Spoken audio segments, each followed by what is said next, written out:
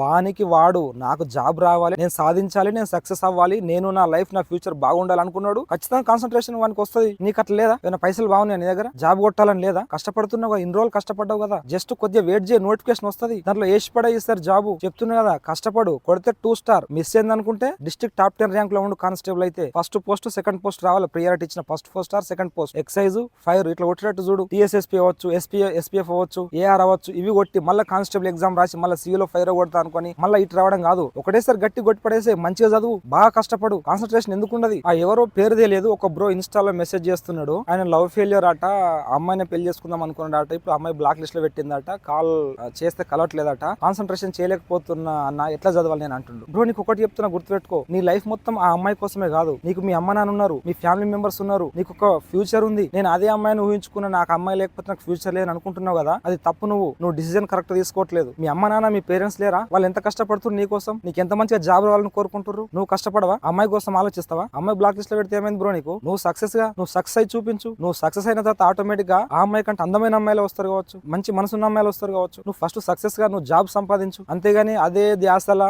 అదే mind divert లా ఉండవు. Subject మీద ఫోకస్ పెట్టి జర. నువ్వు ఇట్లాంటి విషయాలు తలుచుకుంటూ బాధపడుతూ ఉంటే నోటిఫికేషన్ నీ కోసం ఆగది, జర లేట్ రాదు. వచ్చే టైంలో నోటిఫికేషన్ అదే వస్తుంది. నువ్వు ఎంత అద్దన్నా ఆపినా ఆగది, ఎంత రమ్మన్నా రాదు. రావాల్సిన టైం వచ్చినప్పుడు నోటిఫికేషన్ అదే వస్తుంది. నువ్వు నోటిఫికేషన్ గురించి ఆలోచించు, జాబ్ ఎట్లా సాధించాలి ఆలోచించు, సబ్జెక్ట్ ఎట్లా నేర్చుకోవాలి ఆలోచించు, యూనిఫామ్ ఎట్లా వేసుకోవాలని ఆలోచించు, ఎట్లా గన్ పట్టుకుని ఫోటో దిగాలని ఆలోచించుకో. ఇట్లాంటి ఇమాజినేషన్ చేసుకో, అంతేగాని అమ్మాయి ఇట్లా చేసిందని చెప్పేసి నువ్వు బాధపడుతూ నువ్వు సబ్జెక్ట్ దూరం చేసుకుంటావా? నువ్వు జాబ్ కొట్టవా? నువ్వు జాబ్ సాధించు బ్రో. నువ్వు జాబ్ సాధిస్తే తనే కులుకోవాలి, అట్లా ఉండాలి నువ్వు జాబ్ సాధించి. అంతేగాని నువ్వు అమ్మాయి అట్లా వేసింది ఇట్లా వేసింది అని చెప్పేసి నువ్వు బాధపడడం ఏంది బ్రో? మీ అమ్మ నాన్న లేరా? మీ అమ్మ నాన్న పరిస్థితి ఏంది? వాళ్ళు నీకోసం ఎంత కష్టపడతారు గుర్తు చేసుకో ఒకసారి, ఆలోచించు. నీకు 20-25 ఏళ్ళు వచ్చినాయి కదా, ఇప్పుడు నువ్వు ఆ అమ్మాయి గురించి అట్లా ఆలోచించడమా? నీ ఏజ్ లా నువ్వు ఒకరికి చెప్పే ఏజ్ నీది, ఎట్లుండాలి ఎట్లుండకూడదో నువ్వు చెప్పాల్సిన ఏజ్ నీది. వాస్తవానికి ఈ లవ్ ఇట్లాంటి వాటికి దూరంగా ఉండడం బెస్ట్ అని మీకు నేను ప్రీవియస్ వీడియోలో చెప్పిన. సో ఉంటే ఏం చేయలేం, ఉంటే ఎట్లా ఉండాలని కూడా చెప్పిన నేను వీడియోలలో. సో ఇట్లా అయిపోయిందని చెప్పేసి నువ్వేం బాధపడకు బ్రో, ఖచ్చితంగా నువ్వు సక్సెస్ సాధిస్తావు. నువ్వు 100% జాబ్ సాధించాలని కోరుకుంటున్నా, 100% సక్సెస్ అవుతావు. నువ్వు ఫుల్ ఫోకస్ కూడా కాన్సన్ట్రేషన్ సబ్జెక్ట్ మీద ఫోకస్ పెట్టు. నీకు ఎప్పుడైనా మోటివేషన్ తక్కువ అనిపిస్తే మన వీడియోస్ ఓపెన్ చేసి చూడు, నీకు ఆ మోటివేషన్ అయితే లభిస్తుంటది.